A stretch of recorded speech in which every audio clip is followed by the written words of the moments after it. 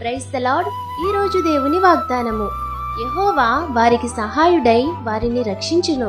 వారు యెహోవా శరణుజొచ్చియున్నారు కనుక ఆయన భక్తిహీనుల చేతిలో నుండి వారిని విడిపించి రక్షించును. కీర్తనల గ్రంథము 37వ అధ్యాయము 40వ వచనం. ఇశ్రాయేలీయులు యుద్ధ సమయంలో దేవునికి మొరపెట్టగా ఆయన మీద వారు నమ్మిక ఉంచినందున ఆయన వారి మొర ఆలకించెను. మనము సేవించుచున్న దేవుడు గొప్ప దేవుడు, ఏదైనా చేయగల సమర్థుడు. నీవు ఇబ్బందికరమైన పరిస్థితుల్లో ఉన్నప్పుడు సహాయము చేయడానికి సిద్ధంగా ఉన్న దేవుణ్ణి ఆశ్రయిస్తే నీ పరిస్థితులను మార్చి గొప్ప విజయాన్ని నీకు ఇస్తారు.